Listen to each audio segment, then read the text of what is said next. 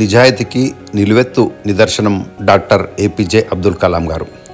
Paper boy స్థాయి నుండి శాస్త్రవేత్త స్థాయికి, మిజైల్ మ్యాన్ ఆఫ్ ఇండియా స్థాయికి మరియు పొక్రాన్ అణుపరీక్షల పితామహ స్థాయికి ఎదిగిన మహోన్నతమైన వ్యక్తిత్వం.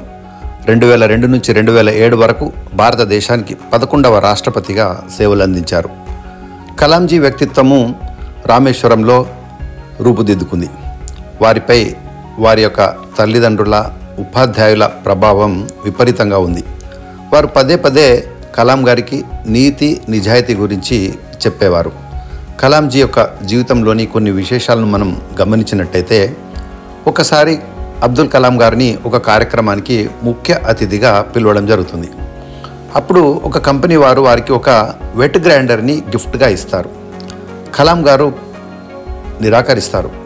కానీ విపరీతమైన ఒత్తిడి తీసుకురావడం వలన కలాం గారు దాన్ని స్వీకరించి మరుసటి రోజే ఆ వెట్ గ్రైండర్ యొక్క మార్కెట్ ప్రైస్కు సమానంగా ఒక చెక్కు రాసి ఆ కంపెనీకి పంపించడం జరుగుతుంది. కంపెనీ కలాం గారి గౌరవం మీద దాన్ని ఎన్కాష్ చేయకపోతే కలాం గారు పట్టుపట్టి ఎన్కాష్ చేయించే వరకు వదలలేదు. ఒకవేళ ఎన్కాష్ చేయనట్టయితే ఈ బహుమతిని తిరిగిస్తానని అన్నారు. దేశంలో అత్యున్నతమైన పదవిలో ఉన్నప్పటికీ కూడా ఎప్పుడు కూడా తన యొక్క పలుకుబడిని, పదవిని తన స్వప్రయోజనాల కోసం, స్వార్థ ప్రయోజనాల కోసం వారు ఎప్పుడూ ఉపయోగించలేదు.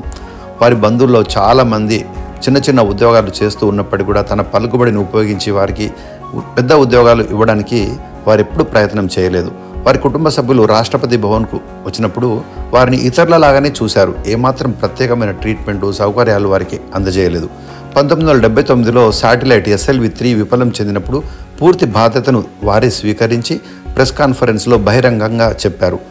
మరి 1980లో అదే SLV-3 సక్సెస్ అయినప్పుడు తను పక్కకు జరిగి తన టీంతో ప్రెస్ కాన్ఫరెన్స్ నిర్వహింపజేసి పూర్తి క్రెడిట్ను టీంకి ఇచ్చారు. వారు రాష్ట్రపతిగా, ప్రజల రాష్ట్రపతి, పీపుల్స్ ప్రెసిడెంట్గా అని పిలువబడ్డారు. వారి యొక్క నిరాడంబరమైన, సాధారణమైన జీవన శైలి వారికి ఆ పేరును తీసుకొచ్చింది. వారు 2 సూట్ కేసులతో రాష్ట్రపతి భవన్ ఎంటర్ అయి 2 సూట్ కేసులతో వెళ్ళడం అనేది మన దేశానికి ఒక పెద్ద ఉదాహరణగా నిలుస్తుంది. ఒక దేశం అవినీతి రహితంగా మారాలంటే, అందుకు అందమైన మనసులు ఉన్న దేశంగా మారాలంటే, మార్పు తీసుకురాగల వారు ముఖ్యంగా ముగ్గురు అని వారు చెప్తారు: తల్లి, తండ్రి, ఉపాధ్యాయుడు.